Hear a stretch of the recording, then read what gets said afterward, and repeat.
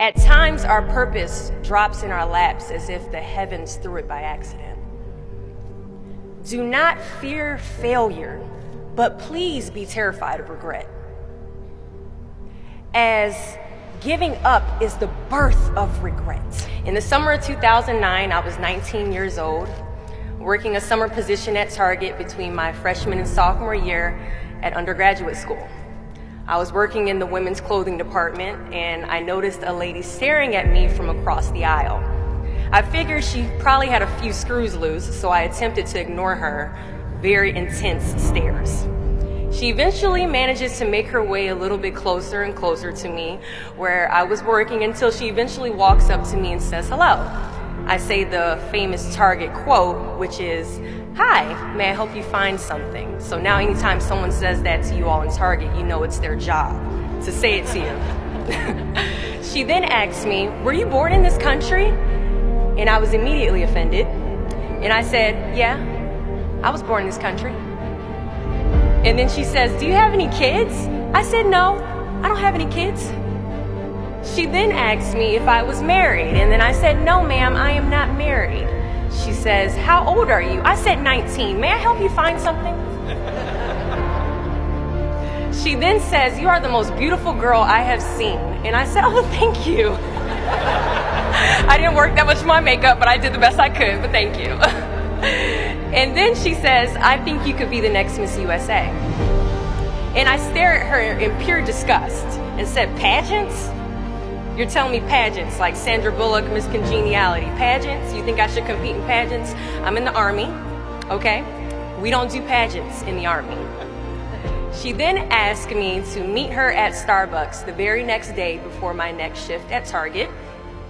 And she just wanted to do a little bit of explaining when it comes to what pageants is. And apparently I was a pretty open-minded 19-year-old because I actually agreed to meet her the very next day.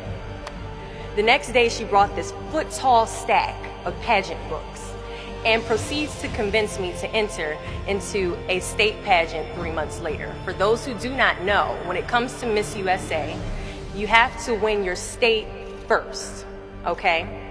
So 3 months later, I compete in my first pageant, and I lose. I go back the second year, compete in the state pageant, I lose. Go back the third year, compete in the state pageant, and lose. Go back the fourth year, compete in the same pageant, and lose. I go back the fifth year, y'all.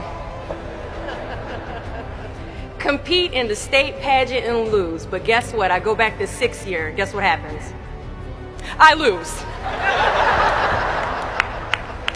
I called her on the phone and said, "You told me I could be the next Miss USA." And she says, "Deshauna, keep working, don't quit, keep going back." And in June of 2015, she passes away from leukemia.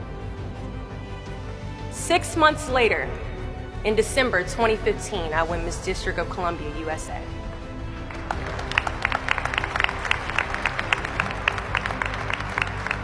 And 6 months after that, in June of 2016, I become the first soldier to win Miss USA.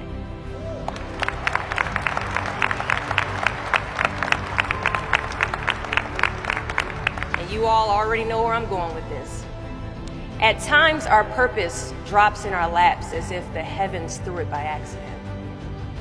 I ask only one thing of you all today after you leave this building, after accomplishing an amazing goal. Do not fear failure, but please be terrified of regret.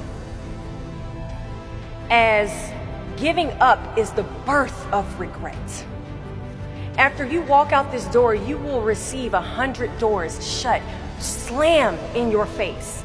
You will have 100 moments that will be filled with someone telling you no, or telling you, "Thank you for your application, but we regret to inform you that we've chosen a different candidate for this job." You will sit in 100 different interviews and you will not get the job.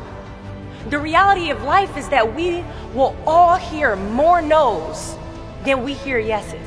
And we will fail a lot, and I mean a whole lot. But what I ask of you today is to not take no for an answer. Don't be afraid of no's. Be afraid of the possibility of a yes that you have prematurely destroyed because you decided to quit before the clock strikes 12.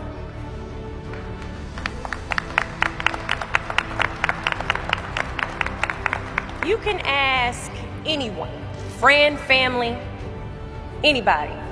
I love a good no. Please tell me no. Telling me no is like adding fuel to a fire that is now set ablaze because of your single no. I love additional reasons to work harder. Please give me a reason.